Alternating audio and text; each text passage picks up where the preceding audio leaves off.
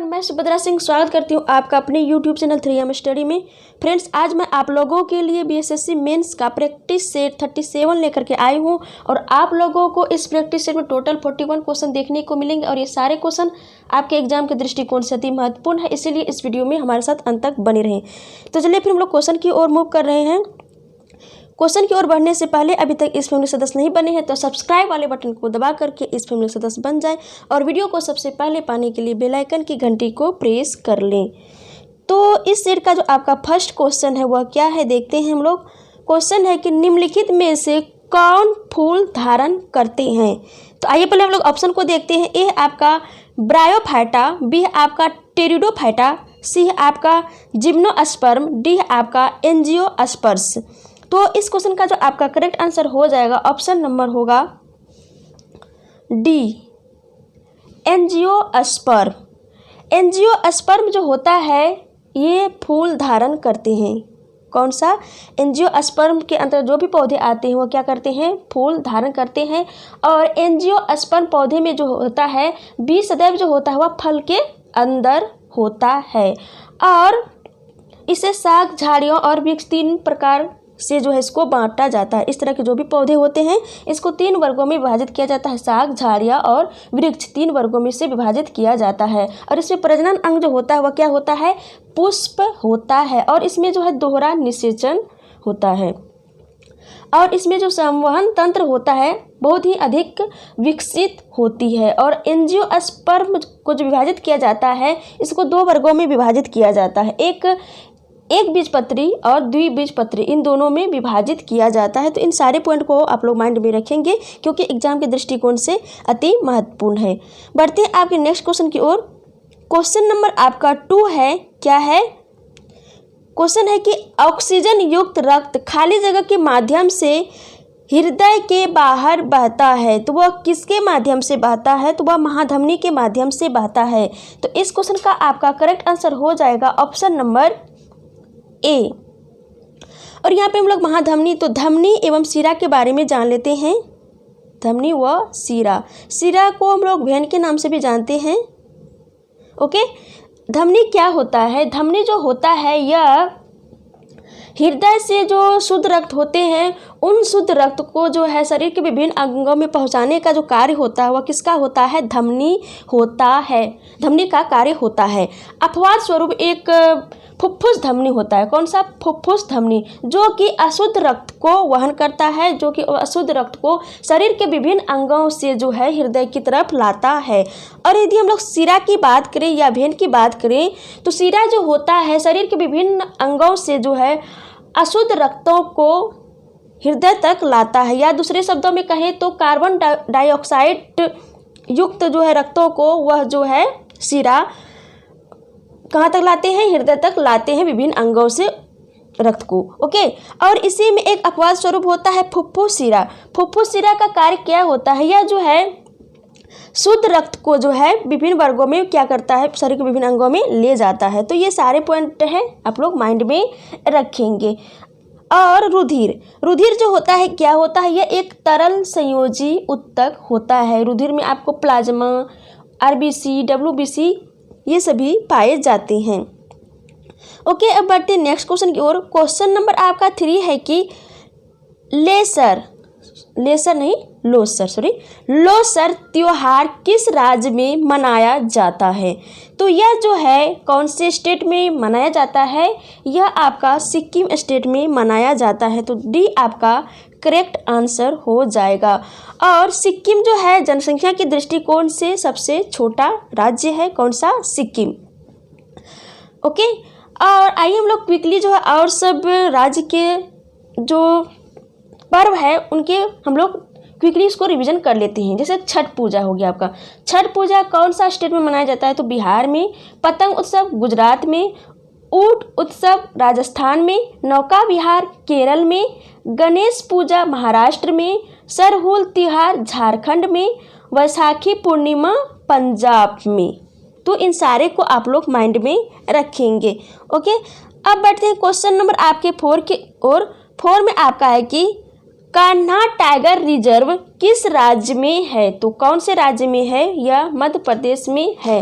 तो इस क्वेश्चन का आपका जो करेक्ट आंसर हो जाएगा ऑप्शन नंबर डी होगा, मध्य प्रदेश। और मध्य प्रदेश में जो है सबसे अधिक टाइगर रिजर्व है, इसीलिए मध्य प्रदेश को टाइगर स्टेट भी कहा जाता है। तो इन सारे पॉइंट को आप लोग माइंड में रखेंगे। ओके, और विश्व में सर्वाधिक बाघ कहाँ पे पाया जाता है? तो भारत में ही पाए जाते हैं। और भारत में जो है प्रेजेंट टाइम में 2967 से भी अधिक बाघ यहाँ पे अभी है।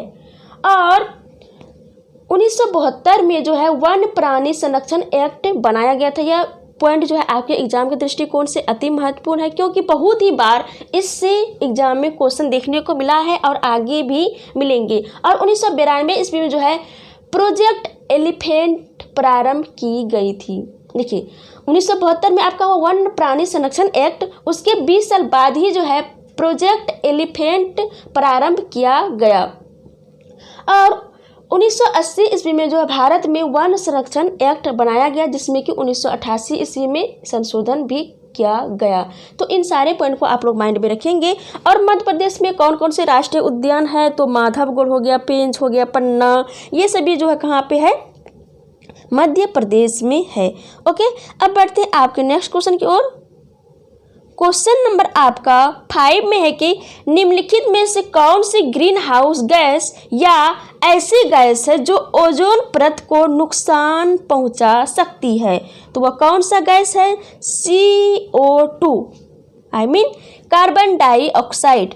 तो इस क्वेश्चन का आपका करेक्ट आंसर हो जाएगा ऑप्शन नंबर सी हो जाएगा। तो यहाँ पे थोड़ा मिस हुई है, कोई बात नहीं, यहाँ पे CO2 होगा, यहाँ पे एक जगह 2 होगा, आपका सी आपका करेक्ट आंसर हो जाएगा। और ग्रीन हाउस गैसों में से सबसे जो मुख्य गैस होता है वह कौन होता है? तो CO2 ही होता है। तो यह भी पॉइंट आप लोग माइंड में रखेंगे। और ओजोन परत, ओजोन परत को जो है कौन सा ग्रीन हाउस गैस जो है इफेक्ट पहुंचाता है या उसको हानि पहुंचाता है ओजोन परत को? तो वह क्लोरोफ्लोरोकार्बन है, जिसको हम लोग फ्रीऑन गैस के नाम से भी जानते हैं। तो ये इसको भी आप लोग जो है क्या करेंगे? माइंड में सेट कर लेंगे। और यहाँ पे हम लोग किसकी बात की? Green house gas. तो ग्रीन हाउस गैस जो है यह क्या करता है, यह किस तरह से इफेक्ट पहुंचाता है पृथ्वी को?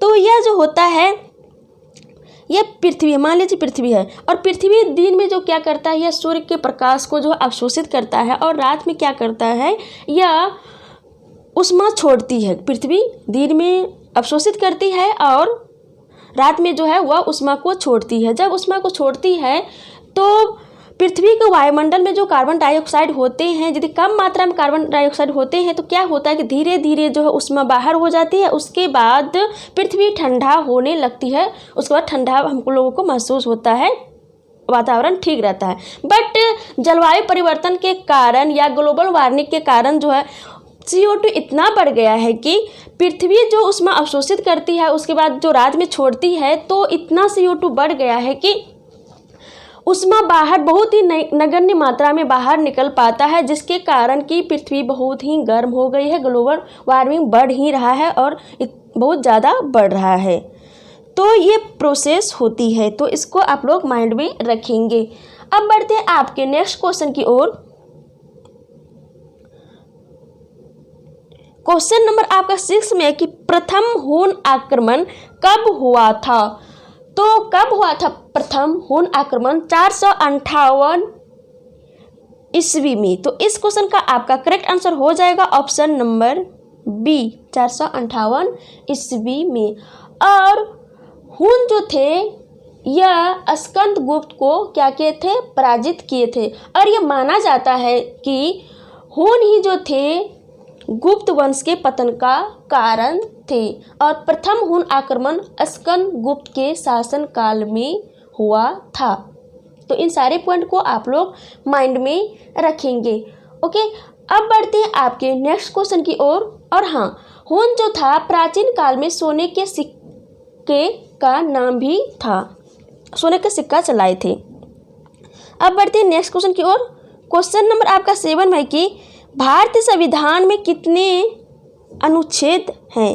तो यह कब की बात कही जा रही है? जब हमारे संविधान बना था, या दूसरे शब्दों में कहें तो मूल संविधान में जो था कितना आर्टिकल था? तो मूल संविधान में हमारे 395 अनुच्छेद, उसके बाद आपका 22 भाग 8 अनुसूची था। लेकिन अभी जो है कितना अनुसूची है? 12 अनुसूची है। कितना अनुसूची है अभी प्रेजेंट टाइम में? 12 अनुसूची हो गया। उसके बाद भाग कितना है? तो आप लोग कमेंट बॉक्स में कमेंट करके बताएं कि प्रेजेंट टाइम में भाग कितना है और आर्टिकल्स जो है कितने हैं अभी। तो इस क्वेश्चन का आपका करेक्ट आंसर हो जाएगा ऑप्शन नंबर डी हो जाएगा। ओके, अब बढ़ते हैं आपके नेक्स्ट क्वेश्चन की ओर। क्वेश्चन नंबर आपका 8 में है कि भारतीय संविधान के आर्टिकल 31A संपदा के अधिग्रहण के लिए उपलब्ध कानूनों का संरक्षण आदि किससे संबंधित है? तो यह किससे संबंधित है? भारतीय नागरिक के मौलिक अधिकार से संबंधित है। तो इस क्वेश्चन का आपका करेक्ट आंसर हो जाएगा ऑप्शन नंबर सी हो जाएगा। देखिए, भारतीय संविधान में जो है मौलिक अधिकार का जो वर्णन किया गया है आर्टिकल 12 से लेकर के 35 तक किया गया है। तो इसी के बीच जो है 31A आता है। तो ये किससे संबंधित होगा? यह मौलिक अधिकार से ही तो संबंधित होगा। और जब हमारा संविधान बना था और उस समय जो मौलिक अधिकार का वहाँ पे वर्णन किया गया था, तो उस समय 7 मौलिक अधिकार थे। लेकिन प्रेजेंट टाइम में कितना मौलिक अधिकार है? तो 6 ही है।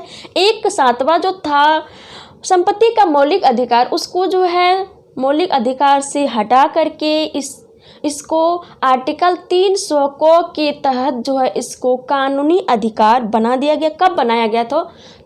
तो 44वां संविधान संशोधन 1978 के तहत जो है इसे संपत्ति के अधिकार को कानूनी अधिकार बना दिया गया था।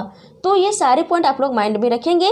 और भारतीय संविधान के भाग 3 में जो है मौलिक अधिकार का वर्णन किया गया है। और मौलिक अधिकार को कहाँ से लिया गया है? तो अमेरिका के संविधान से लिया गया है। ओके, और डी में आपका राज्य के नीति निर्देशक सिद्धांत या आयरलैंड के संविधान से लिया गया है। और भारतीय संविधान में जो है आर्टिकल 36 से लेकर के 51 तक इसका वर्णन है या वर्णित है हमारे संविधान में। यह जो है भारतीय संविधान के भाग 4 में इसको रखा गया है। और एक होता है मूल कर्तव्य के जो है संविधान के भाग 4 को में रखा गया है। और कौन से आर्टिकल में? तो आर्टिकल 51 को में रखा गया है मूल कर्तव्य को। और मूल कर्तव्य अभी प्रेजेंट टाइम कितने हैं? 11 हैं। और ये कौन से संविधान से लिए गए थे? कौन से कंट्री के? तो यह जो है सोवियत संघ से लिया गया था। तो ये सारे पॉइंट आप लोग माइंड में रखेंगे क्योंकि एग्जाम के दृष्टिकोण से अति महत्वपूर्ण है। ओके, बढ़ते हैं नेक्स्ट क्वेश्चन की ओर। क्वेश्चन नंबर आपका 9 में है कि 1860 में प्रकाशित नील दर्पण नील की खेती करने वालों की दुर्दशा चित्रित करता है। तो नील दर्पण के रचनाकार कौन थे? तो कौन थे? दीनबंधु मित्र थे। तो इस क्वेश्चन का आपका राइट आंसर हो जाएगा ऑप्शन नंबर सी हो जाएगा।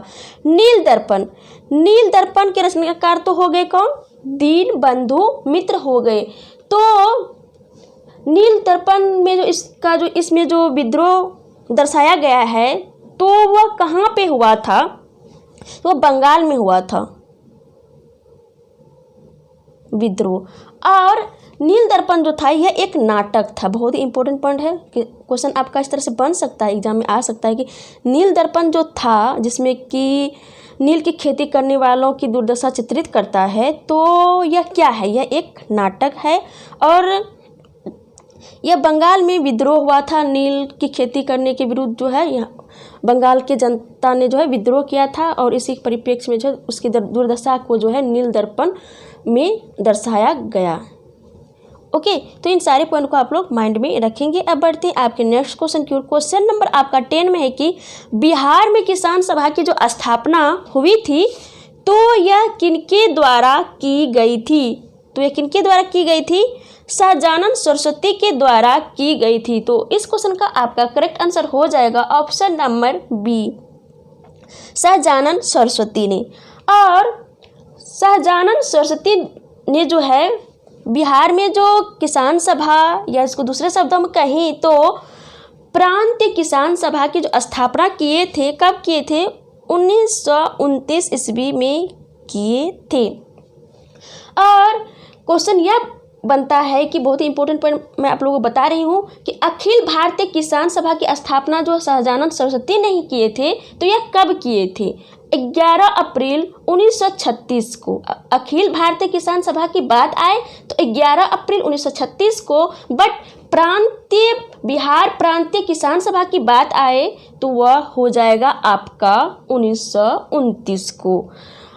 ओके, और आइए हम लोग और कुछ जान लेते हैं, जैसे कि बिहार में कांग्रेस सोशलिस्ट पार्टी, कौन सा पार्टी? बिहार में कांग्रेस सोशलिस्ट पार्टी का जो गठन हुआ था तो वह कब हुआ था? तो वह 1934 ईस्वी में हुआ था। और बिहार में कांग्रेस सोशलिस्ट पार्टी का जो दूसरा अधिवेशन हुआ था तो वह कहाँ पे हुआ था? तो वह गया में हुआ था। देखिए यहाँ पे एक है कांग्रेस सोशलिस्ट पार्टी और दूसरा इसी से मिलता जुलता है बिहार सोशलिस्ट पार्टी।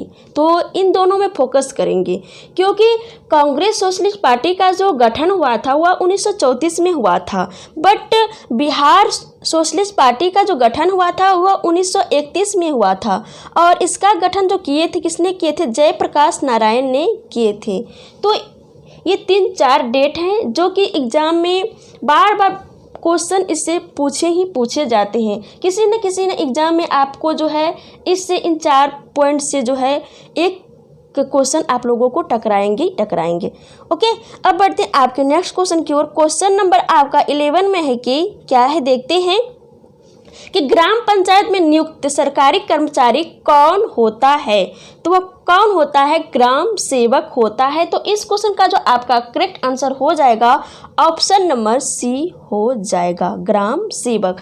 और ग्राम पंचायत क्या होता है?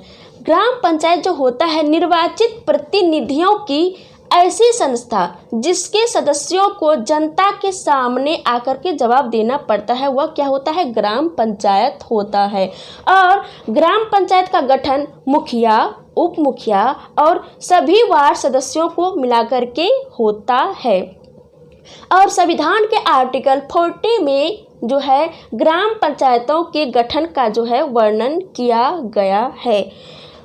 और हम लोग यह बात करें कि त्रिस्तरीय व्यवस्था है हमारे देश में, ग्राम पंचायती राज व्यवस्था जो है किस तरह की त्रिस्तरीय व्यवस्था है, तो हमारे बिहार में भी है।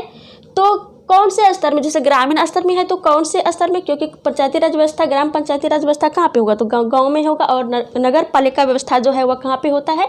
तो शहरों में होता है। ओके, तो और हाँ, यहाँ पे और एक क्वेश्चन बनता है आपका कि पंचायती राज व्यवस्था की जो शुरुआत की गई थी तो कब की गई? तो सबसे पहले आपका राजस्थान के नागौर जिले में हुआ था।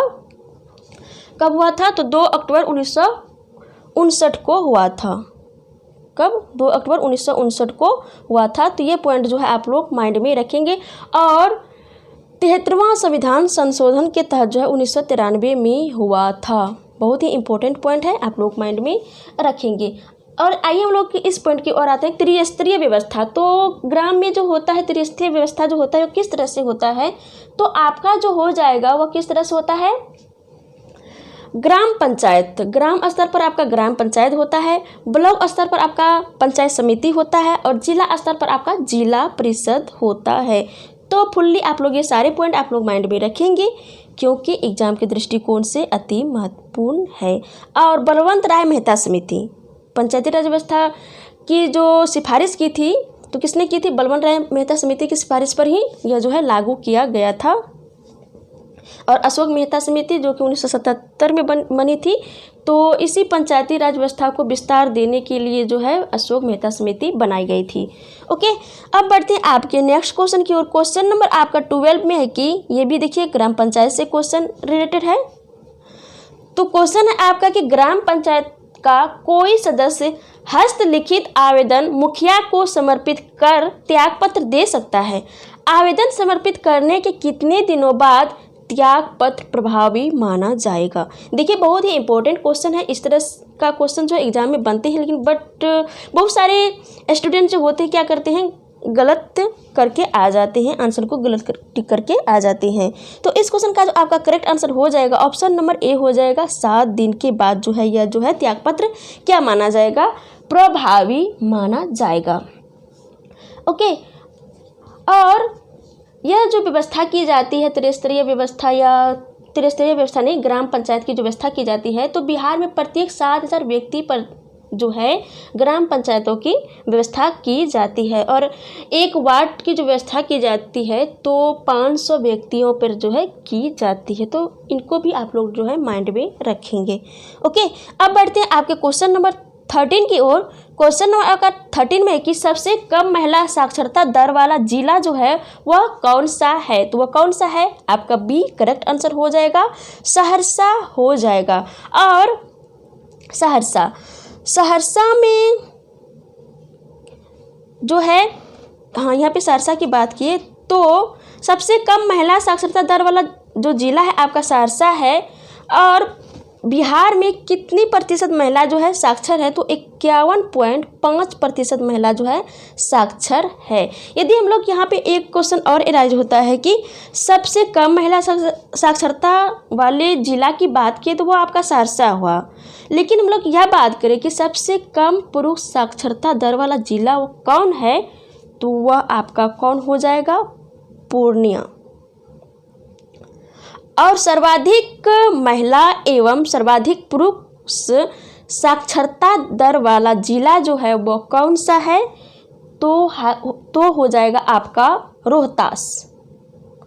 ये दोनों मामले में आगे है, चाहे पुरुष हो चाहे महिला हो, चाहे ऐसे पूछा जाए कि ऐसा कौन सा जिला है जहाँ पे साक्षरता दर सर्वाधिक है, तब पर भी आपका राइट जो आंसर होगा वह रोहतास ही होगा। और बिहार की साक्षरता दर कितना है, तो 61.8 है, और महिला साक्षरता दर हुआ आपका 51.5%, और आपका पुरुष साक्षरता दर हुआ 71 पॉइंट समथिंग है। एग्जैक्ट तो अभी माइंड में नहीं आ रहा है, लेकिन 71 पॉइंट समथिंग है। तो यह सारे पॉइंट आप लोग माइंड में रखेंगे। और यहाँ पे पूर्णिया की बात हुई, तो पूर्णिया में जो है बिहार में सर्वाधिक ऐसा कौन सा जिला है जहाँ पर जो है पटसन सबसे अधिक उगाई जाती है, तो वह पूर्णिया जिला ही है। और जो है सेकेंड प्लेस में आपका कटिहार आता है, तो इसको भी आप लोग माइंड में रखेंगे। ओके, बढ़ते हैं आपके क्वेश्चन नंबर 14 की ओर। क्वेश्चन नंबर आपका 14 में है कि पटना में किस सिख गुरु का जन्म हुआ था। तो कौन से गुरु का हुआ था, गुरु गोविंद सिंह का हुआ था। तो इस क्वेश्चन का आपका करेक्ट आंसर हो जाएगा ऑप्शन नंबर डी। और गुरु गोविंद सिंह जो थे वे 10वें गुरु थे, और इसके पिताजी तेग बहादुर थे जो कि 9वें गुरु थे। और सिख धर्म के संस्थापक कौन थे, गुरु नानक थे, जिसका जन्म कहाँ पे हुआ था, तलवंडी में हुआ था, जो कि भी प्रेजेंट टाइम में कहाँ पे पड़ता है, पाकिस्तान में पड़ता है। ये सारे पॉइंट आप लोग माइंड में रखेंगे। और यहाँ पे गुरु गोविंद सिंह का जो जन्म हुआ था, कब हुआ था, 1666 ईस्वी में हुआ था। और गुरु गोविंद सिंह जो थे, इन्होंने स्वयं को सच्चा पातशाह कहा था, और इसने 1699 ईस्वी में खालसा पंथ की क्या की थी, स्थापना की थी, और इसने पाहुल प्रणाली की भी शुरुआत किए थे। तो ये सारे पॉइंट आप लोग माइंड में रखेंगे। और गुरु गोविंद सिंह ने जो है आदि ग्रंथ की रचना किए थे। और इसके बाद जो है गुरु गोविंद सिंह के बाद कोई 11वें गुरु नहीं बने, क्योंकि उसके बाद जो है आदि ग्रंथ ही जो है गुरु के रूप में माने गए। और अभी प्रेजेंट टाइम में जो है आदि ग्रंथ ही सिख धर्म के रूप में या सिख गुरु के रूप में अभी प्रेजेंट टाइम में है। ओके, तो ये सारे पॉइंट आप लोग माइंड में रखेंगे। अब आते हैं क्वेश्चन नंबर 15 की ओर। क्वेश्चन नंबर आपका 15 में है कि भारत में सबसे छोटा दिन कब होता है। तो कब होता है भारत में सबसे छोटा दिन, आपका 22 दिसंबर को होता है। कब, 22 दिसंबर को। तो इस क्वेश्चन का आपका करेक्ट आंसर हो जाएगा ऑप्शन नंबर ए हो जाएगा। देखिए हमारा देश कहाँ पे पड़ता है, तो उत्तरी पूर्वी गोलार्ध में पड़ता है। तो उत्तरी गोलार्ध में जो जितने भी कंट्री आते हैं, तो उन कंट्री में सबसे छोटा दिन जो होगा वह 22 दिसंबर को होगा, और सबसे बड़ा दिन जो होगा वह 21 जून को होगा। बट दक्षिणी गोलार्ध में जितने भी कंट्री आती हैं, तो वहाँ पर जो सबसे बड़ा दिन जो होगा वह 22 दिसंबर को होगा, और सबसे छोटा दिन जो होगा वह 21 जून को होगा। तो इसको भी आप लोग माइंड में रखेंगे। और क्वेश्चन यहाँ पे एक और बनता है कि ऐसा कौन सा दिन है जो कि दिन एवं रात बराबर होते हैं, तो वो आपका 23 सितंबर है, जिसमें कि दिन और रात बराबर होते हैं। 23 सितंबर और 21 मार्च को दिन एवं रात बराबर होते हैं। दो डेट है, 23 सितंबर और 21 मार्च को जो है दिन एवं रात बराबर होते हैं। तो इसको भी जो है आप लोग माइंड में रखेंगे। ओके, अब बढ़ते हैं क्वेश्चन नंबर आपके 16 की ओर। क्वेश्चन नंबर आपका 16 में कि फ्यूज तार किस मिश्र धातु के बने होते हैं। तो फ्यूज तार जो बना हुआ होता है टीन एवं लेड का बना हुआ होता है। तो इस क्वेश्चन का आपका करेक्ट आंसर हो जाएगा ऑप्शन नंबर ए हो जाएगा, टीन एवं लेड। तो इसमें टीन की मात्रा कितनी होती है एवं सीसा की मात्रा कितनी होती है, तो आइए हम लोग उसको भी कुछ जान लेते हैं। तो टीन की मात्रा जो होता है 63% होती है एवं सीसा की जो मात्रा होती है 37% होती है। और फ्यूज तार की बात हुई है, तो आइए हम लोग उसके बारे में भी कुछ जान लेते हैं। फ्यूज तार का जो प्रयोग होता है परिपथ में लगे उपकरणों की सुरक्षा के लिए किया जाता है। और फ्यूज तार हमेशा परिपथ में जो है श्रेणी क्रम में जोड़ा जाता है, और फ्यूज तार का जो गलनांक होता है बहुत ही कम होता है।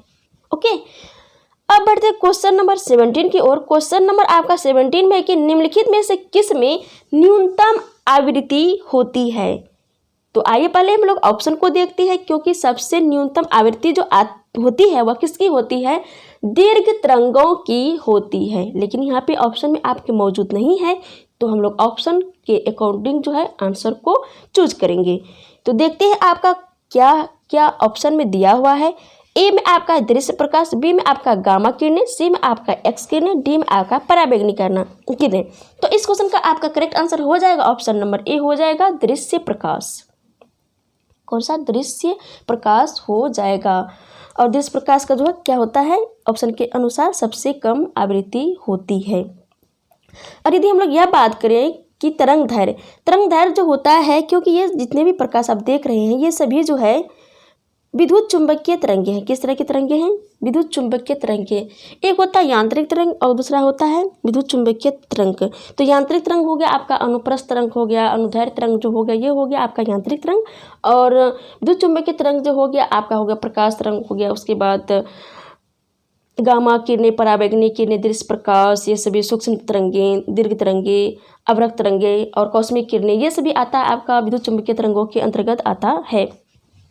ओके, और यहाँ पे हम लोग यह बात करें कि आपका जैसे कि गामा किरणें हैं, एक्स किरणें हैं, पराबैंगनी किरणें हैं, तो इनका खोज जो किया था किसने किया था, बहुत ही इम्पोर्टेंट हो जाता है जानना, क्योंकि इससे एग्जाम में बहुत बार क्वेश्चन देखा गया है। तो गामा किरणें, कौन सा किरणें, गामा किरणें की जो खोज की थी किसने की थी, बैक्रोल ने। और एक्स किरणें खोज किसने किए थे, रोएंटजेन ने। और पराबैंगनी किरणों का जो खोज किया था किसने किया था, रिटर ने। और दृश्य प्रकाश का जो खोज किया था किसने किया था, न्यूटन ने किया था। ओके, अब बढ़ते हैं नेक्स्ट क्वेश्चन की ओर। क्वेश्चन नंबर आपका 18 में है कि भारत में पश्चिमी तट के उत्तरी भाग को हम लोग क्या कहते हैं। तो क्या कहते हैं हम लोग उसको कोंकण तट के नाम से जानते हैं। तो इस क्वेश्चन का आपका करेक्ट आंसर हो जाएगा ऑप्शन नंबर ए, कोंकण तट। देखिए मान लीजिए ये पश्चिमी तट है भारत का, और इधर अरब सागर आपका पड़ता है, तो इधर गुजरात पड़ता है। गुजरात को हम लोग गुजराती तट के नाम से जानते हैं। उसके बाद महाराष्ट्र से लेकर के आपका गोवा तक जो है उसको हम लोग कौन से तट के नाम से जानते हैं, ये सिर्फ सम्मिलित रूप से गुजरात एवं महाराष्ट्र एवं गोवा, इन तीनों राज्यों के तट को हम लोग कोंकण तट के नाम से जानते हैं। कभी कभी लेकिन जो है ये भी आ जाता है कि गुजरात तट को हम लोग गुजराती तट के नाम से भी जानते हैं। तो ये भी पॉइंट आप लोग माइंड में रखेंगे। और उसके बाद गोवा से कर्नाटक हो गया आपका, तो यह मंगलुरु तट के नाम से भी जाना जाता है, और इसको हम लोग कन्नड़ तट के नाम से भी जानते हैं। और उसके नीचे जो कि केरल वाला तट होता है, केरल वाले तट को हम लोग मालाबार तट के नाम से जानते हैं। और यह मान लीजिए भारत का पूर्वी तट है, तो पूर्वी तट जो है यहाँ पे बीच में आपका गोदावरी नदी बहती है, तो गोदावरी नदी इस साइड को जो हम लोग जो है कोरोमंडल तट के नाम से जानते हैं। कौन सा, कोरोमंडल तट के नाम से जानते हैं। और गोदावरी नदी के इस वाले भाग को, उत्तरी वाले भाग को जो है, उत्तरी पूर्वी वाले भाग को हम लोग उत्तरी सरकार तट के नाम से जानते हैं। बहुत ही इंपॉर्टेंट पॉइंट है, क्योंकि इससे एग्जाम में बहुत ही बार क्वेश्चन देखा गया है। तो यहाँ पे हम लोग जितने भी तट थे यहाँ पे हम लोग क्लियर कर लिए। अब बढ़ते हैं नेक्स्ट क्वेश्चन की ओर। क्वेश्चन नंबर आपका 19 में कि पौधों के लिए प्राथमिक पोषक तत्वों के रूप में ज्ञात तत्व कौन से हैं? तो कौन से हैं? आपका ए करेक्ट आंसर हो जाएगा नाइट्रोजन, फास्फोरस और पोटेशियम। ए आपका राइट आंसर हो जाएगा। ओके, अब बढ़ते हैं आपके नेक्स्ट क्वेश्चन की ओर। क्वेश्चन नंबर आपका 20 है, देखते हैं क्या है। 20 में है कि गैंडों के लिए प्रसिद्ध अभयारण्य कौन सी है और यह किस राज्य में सिचुएटेड है? तो कौन से जो प्रसिद्ध अभयारण्य है, तो वो है काजीरंगा अभयारण्य, जो कि एक सिंह गैंडे के लिए प्रसिद्ध है। तो इस क्वेश्चन का आपका करेक्ट आंसर हो जाएगा ऑप्शन नंबर बी हो जाएगा। और असम में और कौन कौन से राष्ट्रीय उद्यान एवं अभयारण्य हैं? तो आपका मानस हो गया, काजीरंगा की तो हम लोग चर्चा किए ही, मानस, गर्म पानी, उसके बाद नमेरी, उसके बाद पोबीथोड़ा, ये सारे जो है कहाँ पे पड़ता है? तो आपका असम में पड़ता है। और रणथंभौर कहाँ पे? गुजरात में, यहाँ तो इसे दिया हुआ है। और जिम कार्बेट जो है उत्तराखंड में पड़ता है। और यह जो जिम कार्बेट राष्ट्रीय उद्यान जो है, यह भारत की सबसे पुरानी राष्ट्रीय उद्यान है। इसको पहले हम लोग हेली नेशनल पार्क के नाम से जानते हैं, जिसकी स्थापना 1936 में हुई थी। बट स्वतंत्रता पश्चात जो है इसका नाम चेंज कर दिया गया और इसका नाम जिम कार्बेट रखा गया। ओके, अब बढ़ते हैं आपके नेक्स्ट क्वेश्चन की ओर। क्वेश्चन नंबर आपका 21 में है कि डेविस कप का जो संबंध है वह कौन से खेल से संबंधित है? तो डेविस कप जो है यह लॉन टेनिस से संबंधित है। तो इस क्वेश्चन का आपका करेक्ट आंसर हो जाएगा ऑप्शन नंबर बी। ओके, और आइए हम लोग कुछ और कप के बारे में जान लेते हैं कि कौन सा कप किस में दिया जाता है, कौन से खेल में दिया जाता है। तो आपका जैसे हो गया संतोष ट्रॉफी, उसके बाद रोवर्स कप, सीजर्स कप, ये सभी जो आते हैं, डूरंड कप, ये सभी फुटबॉल में दिया जाता है। और Baker cup, circuit cup, Ryder cup, Dunhill cup, ये सभी जो है गोल्फ में दिया जाता है। उसके बाद नारंग कप, चड्डा कप, अमृत दीवान कप, ये सभी बैडमिंटन में दिया जाता है। उसके बाद एजार कप, पृथ्वी Pal Singh cup, classic cup, ये सभी पोलो में दिया जाता है। तो ये सारे पॉइंट जो आप लोग माइंड में रखेंगे। अब बढ़ते हैं नेक्स्ट क्वेश्चन की ओर। क्वेश्चन नंबर आपका 22 में है, क्या है देखते हैं कि स्वतंत्र भारत के प्रथम भारतीय गवर्नर जनरल कौन थे? तो वह कौन थे? सी राजगोपालाचारी थे। तो इस क्वेश्चन का आपका करेक्ट आंसर हो जाएगा ऑप्शन नंबर बी। कौन सा हो जाएगा? ऑप्शन नंबर बी, सी राजगोपालाचारी थे। और यहाँ पे क्वेश्चन और भी तरह से बनता है कि राजगोपालाचारी को जो हम लोग किस दूसरे नाम से जानते हैं? तो राजा जी, इसको जो है राजा जी की उपाधि मिली थी। तो इसको भी आप लोग माइंड में रखेंगे। और यदि क्वेश्चन में यह आ जाए कि भारत के अंतिम वायसराय कौन थे? तो लॉर्ड माउंटबेटन थे। और भारत का स्वतंत्र प्रभार के प्रथम गवर्नर जनरल कौन थे? तो लॉर्ड विलियम बेंटिंग थे। ओके, तो ये सारे पॉइंट आप लोग माइंड में रखेंगे। अब बढ़ते क्वेश्चन में आपका 23 की ओर। क्वेश्चन में आपका 23 में है कि भारत में गांधी जी का प्रथम सत्याग्रह कहाँ हुआ था? तो कहाँ हुआ था? चंपारण में हुआ था। तो इस क्वेश्चन का आपका करेक्ट आंसर हो जाएगा ऑप्शन नंबर ए, चंपारण में 1917 में हुआ था। और रामचंद्र शुक्ल के आग्रह पर जो है गांधी जी कहाँ पे आए थे? बिहार के चंपारण में आए थे। और उसके बाद जो है कहाँ पे हुआ था? 1918 में अहमदाबाद में हुआ था। कहाँ पे? अहमदाबाद में हुआ था। और अहमदाबाद में जो हुआ था यह सूती वस्त्र मिल में हुआ था 1918 में। और 1918 में ही जो है खेड़ा में भी जो है सत्याग्रह हुआ था। तो ये सारे पॉइंट को आप लोग माइंड में रखेंगे। ओके, अब बढ़ते हैं नेक्स्ट क्वेश्चन के। क्वेश्चन में आपका 24 में है कि राष्ट्रीय राजमार्गों के विकास के लिए स्वर्णिम परियोजना किसके द्वारा शुरू की गई थी? तो किसके द्वारा शुरू की गई थी? अटल बिहारी वाजपेयी के द्वारा शुरू की गई थी। तो इस क्वेश्चन का आपका राइट आंसर हो जाएगा ऑप्शन नंबर डी हो जाएगा। कौन सा? डी, अटल बिहारी वाजपेयी।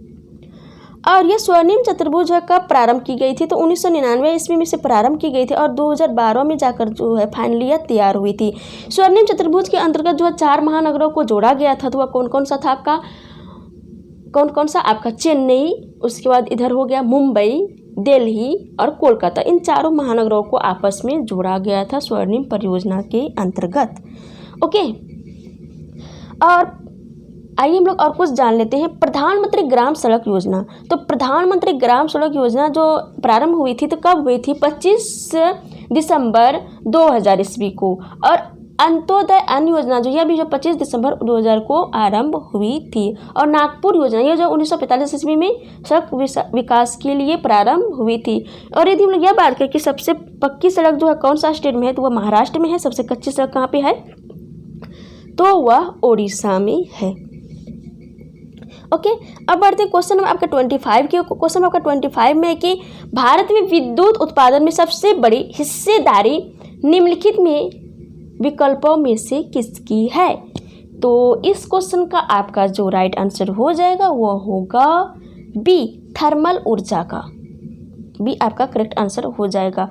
थर्मल ऊर्जा का जो है भारत के कुल ऊर्जा का 2/3 यही पूरा करता है। थर्मल ऊर्जा से ही प्राप्त किया जाता है, थर्मल ऊर्जा से प्राप्ति होती है। और भारत में सबसे अधिक ऊर्जा जो कोयला से प्राप्त की जाती है, लगभग कितना परसेंट, तो 54% जो है प्राप्त की जाती है। उसके बाद इसके अलावा जो है पवन ऊर्जा, सौर ऊर्जा, एटॉमिक ऊर्जा और विद्युत ऊर्जा, इन सभी से जो है ऊर्जा प्राप्त की जाती है। तो ये सारे पॉइंट आप लोग माइंड में रखेंगे। अब बढ़ते हैं क्वेश्चन नंबर 26 के। और क्वेश्चन में आपका 26 में है कि खाली जगह एक स्थिति है जिसमें रक्त में लाल कोशिकाओं की या हीमोग्लोबिन की कमी होती है, तो वह कौन सा है स्थिति, तो वह एनीमिया है। तो इस क्वेश्चन का आपका करेक्ट आंसर हो जाएगा ऑप्शन नंबर सी हो जाएगा। और एनीमिया जो होता है B6 की कमी, विटामिन B6 की कमी से कारण होता है। और इसका रासायनिक नाम क्या होता है, पायरिडॉक्सिन होता है। ओके, और विटामिन सी का प्रयोग सबसे पहले किसने किया था, तो फंक ने किया था। AB का आविष्कार किसने किया था या खोज किसने किया था, तो मैकलोन ने। C का होल्कर्ट ने। D का हॉपकिंस ने किया था। और आप लोग कमेंट बॉक्स में कमेंट करके ज़रूर बताएं कि सारे जो विटामिन्स हैं तो उसका रासायनिक नाम क्या है, क्योंकि मैं आप लोगों को सेट प्रैक्टिस के दरमियान जो इतना बार आप लोगों को रिवीजन कराए हूँ कि आप लोगों के तो माइंड में सेट ही हो गए होंगे। जिसका माइंड में सेट हुआ है तो आप लोग वो लोग जो है ज़रूर कमेंट करके बताएं। अब बढ़ते क्वेश्चन नंबर आपके 27 में। क्वेश्चन नंबर आपका 27 है, क्या है आपका कि अनानास कोमोसस खाली जगह का वैज्ञानिक नाम है, तो किसका वैज्ञानिक नाम है, पाइन एप्पल का। तो इस क्वेश्चन का आपका करेक्ट आंसर हो जाएगा ऑप्शन नंबर बी हो जाएगा, पाइन एप्पल। ओके, अब बढ़ते हैं आपके नेक्स्ट क्वेश्चन की ओर। क्वेश्चन नंबर आपका 28 में कि कौन सा अंग इंसुलिन पैदा करता है, तो वह कौन सा अंग करता है, अग्न्याशय करता है, जिसको लोग पैंक्रियाज के नाम से भी जानते हैं। तो इस क्वेश्चन का आपका करेक्ट आंसर हो जाएगा ऑप्शन नंबर डी। और ये मानव शरीर की दूसरी सबसे बड़ी ग्रंथि है और यह जो है मिश्रित ग्रंथि है। और अग्न्याशय के बीटा कोशिका से जो है इंसुलिन स्रावित होता है। और थायराइड ग्रंथि यह जो है अंतःस्रावी ग्रंथियों में से सबसे बड़ी ग्रंथि है आपका थायराइड ग्रंथि। और यकृत जो है मानव शरीर की सबसे बड़ी ग्रंथि है। तो ये सारे पॉइंट आप लोग माइंड में रखेंगे। ओके, आपका नेक्स्ट क्वेश्चन है क्वेश्चन नंबर 29 की निम्नलिखित तत्वों में से किसका गलनांक सबसे कम होता है, तो किसका होता है। तो इस क्वेश्चन का आपका करेक्ट आंसर हो जाएगा ऑप्शन नंबर बी, हाइड्रोजन का। ऑप्शन के अकॉर्डिंग जो है आपका हाइड्रोजन तत्व का जो है गलनांक सबसे कम होता है। तो इस क्वेश्चन का आपका करेक्ट आंसर हो जाएगा ऑप्शन नंबर बी। और हाइड्रोजन तत्व जो होता है यह सबसे हल्का तत्व होता है। और हाइड्रोजन को हम लोग भविष्य का ईंधन भी कहते हैं। और हाइड्रोजन तत्व का जो द्रव्यमान होता है 1.008 होता है। और इसका जो इसका द्रव्यमान नहीं, परमाणु संख्या कितना होता है, 1 होता है। बहुत ही इजी है, आप सभी जानते ही होंगे। ओके, और हाइड्रोजन के 3 समस्थानिक होते हैं। कौन कौन से होता है, तो प्रोटियम, ट्राइटियम और ड्यूटेरियम होता है।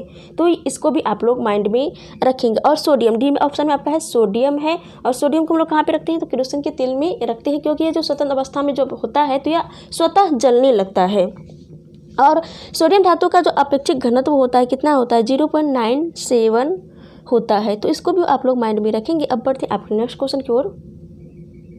क्वेश्चन नंबर आपका 30 है, क्या है कि निम्नलिखित रोगों में से कौन सा रोग पानी के प्रदूषण द्वारा नहीं होता है, तो वह कौन सा रोग नहीं होता है, तो आइए हम लोग ऑप्शन को देखते हैं। ए है आपका हैजा, बी है आपका टाइफाइड, सी आपका दम्मा, डी है आपका दस्त।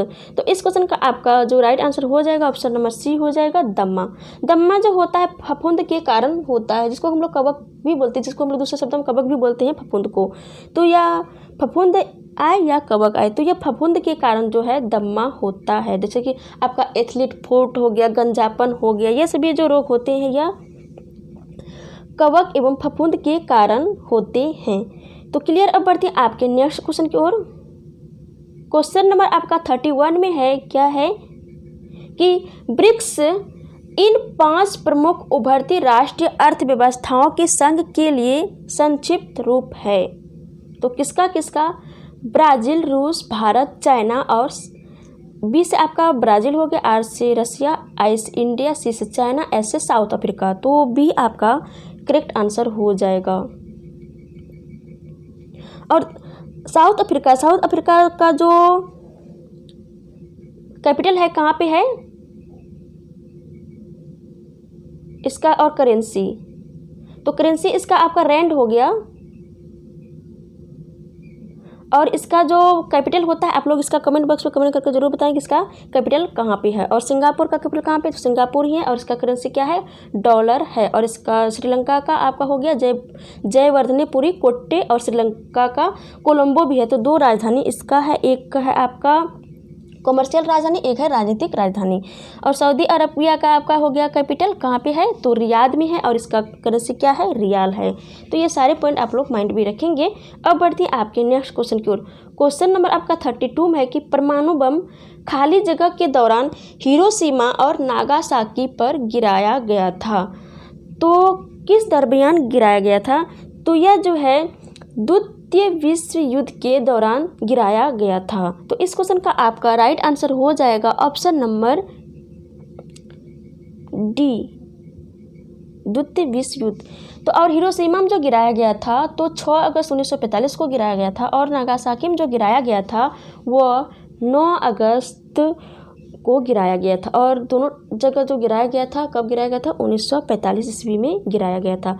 और आप लोगों के लिए क्वेश्चन रहा, होमवर्क रहा कि हिरोशिमा में जो परमाणु बम गिराया गया था तो वह परमाणु बम जो था तो वह कौन से तत्व का बना हुआ था? और नागासाकी में जो गिराया गया था तो वह कौन से तत्व का बना हुआ था? बहुत ही इंपॉर्टेंट क्वेश्चन है, आप लोग कमेंट बॉक्स में कमेंट करके ज़रूर बताएं। अब बढ़ते हैं नेक्स्ट क्वेश्चन की ओर। क्वेश्चन नंबर आपका 33 में है कि कोका कोला का आविष्कार किसने किया था? तो कोका कोला का जो आविष्कार किया था वह जॉन पेम्बरेटन ने किया था। इस क्वेश्चन का आपका सी करेक्ट आंसर हो जाएगा। और कोका कोला जो है अमेरिका की कंपनी है। किसकी? अमेरिका की कंपनी है। और यह जो है एक शीतल पेय पदार्थ है। ओके। अब बढ़ते हैं आपके नेक्स्ट क्वेश्चन की ओर। क्वेश्चन नंबर आपका 34 में है कि अनुदैर्घ्य तरंग, जिसको हम लोग गैस माध्यमों की बात हो रही है। ओके। तो अनुदैर्घ्य तरंगों खाली जगह का एक उदाहरण है। तो अनुदैर्घ्य तरंगों का जो उदाहरण है वह क्या है? ध्वनि तरंग है। तो इस क्वेश्चन का आपका करेक्ट आंसर हो जाएगा ऑप्शन नंबर डी हो जाएगा। क्लियर। अब बढ़ते हैं आपके नेक्स्ट क्वेश्चन की ओर। क्वेश्चन नंबर आपका 35 में है कि खाली जगह मौलिक अधिकार भारतीय संविधान में उल्लिखित है। तो भारतीय संविधान में जो उल्लिखित है खाली जगह मौलिक अधिकार भारतीय संविधान में उल्लिखित है, तो कितने मौलिक अधिकार उल्लिखित है? देखिए प्रेजेंट टाइम में बात करें तो यहाँ पे प्रेजेंट टाइम में ऐसा कुछ मेंशन नहीं किया हुआ क्वेश्चन में, तो हम लोग क्या मानेंगे कि मूल संविधान में जो है मौलिक कर्तव्य कितनी थी। तो मूल संविधान की बात करें तो आपका 7 हो जाएगा। और अभी प्रेजेंट टाइम में जितना है वह 6 हो जाएगा। तो इस क्वेश्चन का जो आपका करेक्ट आंसर हो जाएगा ऑप्शन नंबर सी हो जाएगा। लेकिन प्रेजेंट टाइम में कितना है? 6 है। और जिस समय जो संविधान बना था या मूल संविधान था तो उस समय 7 था। और एक संपत्ति का जो अधिकार था उसको हटा दिया गया था, उसको कानूनी अधिकार बना दिया गया था 300 को आर्टिकल के तहत। ओके। अब बढ़ते क्वेश्चन नंबर आपका 36 की ओर। क्वेश्चन नंबर आपका 36 में है कि लोकसभा भारत की सदन का खाली जगह गृह है। तो यह कौन सी गृह है? ऊपरी गृह है कि निचली गृह है? तो यह निचली गृह है। तो इस क्वेश्चन का आपका करेक्ट आंसर हो जाएगा ऑप्शन नंबर ए। और ऊपरी गृह कौन सा होता है? तो वह राज्यसभा होता है। और हमारा संसद जो बना हुआ है किससे बना हुआ है? तो राज्यसभा, लोकसभा एवं राष्ट्रपति से बना हुआ है। ओके, और 1954 ईस्वी में जो है हाउस ऑफ पीपल, किसको? हाउस ऑफ पीपल को जो है नाम बदल करके जो है इसको लोकसभा रखा गया था। और लोकसभा की जो प्रथम बैठक हुई थी 13 मई 1952 को हुई थी। और प्रेजेंट टाइम में जो हमारे देश में सरकार है वह कितनीवीं लोकसभा के बाद बनी है सरकार? तो 17वीं लोकसभा की अभी सरकार है। 17वीं लोकसभा होने के बाद जो है सरकार बनी है। तो ये सारे पॉइंट आप लोग माइंड में रखेंगे। अब बढ़ते हैं क्वेश्चन नंबर 37 की ओर। क्वेश्चन नंबर आपका 37 में है कि ड्यूस, कौन सा शब्द है? ड्यूस। ड्यूस इस शब्द का उपयोग निम्नलिखित में से किस खेल में किया जाता है? तो आइए हम लोग पहले ऑप्शन को देखते हैं। ए में आपका कबड्डी, बी में आपका फुटबॉल, सी में आपका क्रिकेट, डी में आपका बैडमिंटन। तो इस क्वेश्चन का आपका करेक्ट आंसर हो जाएगा ऑप्शन नंबर डी, बैडमिंटन में ड्यूस शब्द का प्रयोग किया जाता है। और आइए हम लोग कुछ और शब्द के बारे में जानते हैं जो कि कौन कौन से खेल से संबंधित हैं। तो आपका कोर्ट हो गया, लव ऑल हो गया, लेट हो गया, स्मैश हो गया, लव हो गया, उसका ड्राइव हो गया, सर्विस हो गया, chase, high service, long service, net, fault, love आदि जो है बैडमिंटन की शब्दावली है। और विश्व बैडमिंटन चैंपियनशिप की जो शुरुआत हुई थी कब हुई थी? तो 1977 ईस्वी में हुई थी। और इंटरनेशनल बैडमिंटन फेडरेशन की जो स्थापना हुई थी कब हुई थी? 1934 ईस्वी में हुई थी। तो ये दोनों डेट को आप लोग माइंड में धर लेंगे पूरे अच्छे तरीके से। क्लियर। अब बढ़ते हैं क्वेश्चन नंबर 38 की ओर। क्वेश्चन नंबर आपका 38 में है कि एज यू लाइक इट, कौन सा बुक है? एज यू लाइक इट नामक किताब किसने लिखी थी? तो किसने लिखी थी यह बुक? तो कौन लिखी थी? तो हम लोग आइए ऑप्शन को देखते हैं। ए आपका स्टीफन हॉकिंस, बी आपका विलियम शेक्सपियर, सी आपका विक्रम सेठ, डी आपका विमल कुमार। तो इस क्वेश्चन का आपका करेक्ट आंसर हो जाएगा option number B, William Shakespeare. Okay, और स्टीफन हॉकिंस, ए में आपका है स्टीफन हॉकिंस। तो स्टीफन हॉकिंस का एक बहुत ही इंपॉर्टेंट बुक है जो कि बहुत ही बार एग्जाम में क्वेश्चन आ चुका है, क्योंकि यह गिनीज वर्ल्ड रिकॉर्ड में यह बुक जो है दायर किया गया था। तो वो कौन सा बुक है? A brief history of time. कौन सा? A brief history of time. और सी ऑप्शन में आपका विक्रम सेठ। तो विक्रम सेठ भी क्या थे? एक राइटर थे। तो आइए हम लोग इसके बुक के बारे में भी जान लेते हैं कौन कौन से बुक लिखे हैं। तो सुटेबल बॉय हो गया, गोल्डन गेट, टू लाइव्स, ये सभी बुक जो लिखे थे किसने लिखे थे? विक्रम सेठ ने लिखी थी। और यहाँ पे हम लोग विलियम शेक्सपियर की बात किए हैं। तो इसने जो है एज यू लाइक इट के अलावा और भी बहुत सारे बुक लिखे हैं। तो कौन कौन से बुक लिखे हैं? जैसे कि comedy of errors, A mid summer night dreams, helmet, King Lear, Othello, ये सभी जो बुक लिखे थे विलियम शेक्सपियर ने लिखे थे। तो ये सारे पॉइंट आप लोग माइंड में रखेंगे। और स्टीफन हॉकिंस जो थे यह एक खगोलविद थे। क्लियर। अब बढ़ते हैं आपके नेक्स्ट क्वेश्चन की ओर। क्वेश्चन नंबर आपका 39 में है कि भोपाल खाली जगह की राजधानी है। तो भोपाल जो है मध्य प्रदेश की राजधानी है। तो इस क्वेश्चन का आपका करेक्ट आंसर हो जाएगा ऑप्शन नंबर डी। और हिमाचल प्रदेश, ए में आपका हिमाचल प्रदेश। तो हिमाचल प्रदेश की राजधानी कहाँ है? तो कहाँ पे है? आपका शिमला में है, गोवा का पणजी में है, गुजरात का गांधीनगर में है। तो ये सारे पॉइंट आप लोग माइंड में रख लेंगे। ओके, अब बढ़ते हैं क्वेश्चन नंबर 40 की ओर। क्वेश्चन नंबर 40 में कि चीनी के काटने पर, सॉरी चीनी नहीं, चींटी है, चीनी थोड़ी ना काटता है, चींटी काटता है। तो चींटी के काटने पर कौन सा रासायनिक पदार्थ व्यक्ति के शरीर के भीतर जाता है?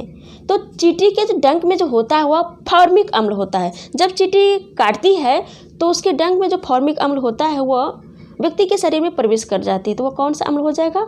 तो फॉर्मिक अम्ल हो जाएगा। तो ए आपका करेक्ट आंसर हो जाएगा, फॉर्मिक अम्ल। और नेटल के डंक में जो होता है वह मेथोनोइक अम्ल होता है। और आपका बी में है एसिटिक अम्ल। तो एसिटिक अम्ल किस में पाया जाता है? तो यह सिरका में पाया जाता है। और इमली में जो आपका यह इमली में टार्टरिक अम्ल पाया जाता है। कौन सा? टार्टरिक। और साइट्रिक अम्ल जो है किस में पाया जाता है? तो यह जो संतरा में। और लैक्टिक अम्ल किस में पाया जाता है? बहुत ही ईजी क्वेश्चन है, आप सभी जानते ही होंगे किस में पाया जाता है? दही में पाया जाता है। और कभी किसी कारणवश यदि कपड़े में जंग लग जाता है तो जंग के धब्बे को हटाने के लिए हम लोग कौन सा अम्ल का यूज़ करते हैं? तो वह ऑक्जेलिक अम्ल का यूज करते हैं। और टमाटर में जो है कौन सा अम्ल पाया जाता है? तो ऑक्जेलिक अम्ल ही पाया जाता है। तो ये सारे पॉइंट को आप लोग माइंड में रखेंगे। क्लियर? अब बढ़ते क्वेश्चन नंबर आपके 41 की ओर, और यह क्वेश्चन जो है आपका लास्ट क्वेश्चन है। क्वेश्चन क्या है कि मलयालम की शासकीय भाषा है। तो मलयालम की शासकीय भाषा जो है तो वह कौन सा स्टेट का जो या केंद्र शासित प्रदेश का, क्योंकि यहाँ पे जो भी ऑप्शन में आपके मौजूद हैं वो केंद्र शासित प्रदेश ही है। तो वह कौन सा केंद्र शासित प्रदेश है जहाँ की शासकीय भाषा मलयालम है? तो आइए हम लोग ऑप्शन को देखते हैं। ए में आपका पुदुचेरी, बी में आपका लक्षद्वीप, सी में आपका दमन एवं दीप, डी में आपका दिल्ली। तो इस क्वेश्चन का आपका करेक्ट आंसर हो जाएगा ऑप्शन नंबर बी, लक्षद्वीप का है। और मलयालम जो है केरल की भी शासकीय भाषा है। किसका? केरल का। ओके। और केरल का कैपिटल कहाँ पे है? तो कहाँ पे? तिरुवनंतपुरम में है। और लक्षद्वीप जो है कहाँ पे अवस्थित है? तो यह अरब सागर में अवस्थित है। और लक्षद्वीप की राजधानी कहाँ पे है? कवारत्ती में है। तो क्लियर? तो इस तरह से हम लोग इस प्रैक्टिस सेट में कितना क्वेश्चन किए? तो 41 किससे क्वेश्चन को किए, बहुत ही अच्छे तरीके से किए और समझे भी। तो आई होप कि सारे क्वेश्चन आप लोगों को क्लियर हो गए होंगे। यदि क्लियर हो गए हैं तो इस वीडियो को लाइक करें और ज़्यादा से ज़्यादा इस वीडियो को शेयर करें, चाहे आपके फ्रेंड्स का जो व्हाट्सएप ग्रुप हो, चाहे फेसबुक ग्रुप हो, उसमें शेयर करें। तो thanks for watching this video.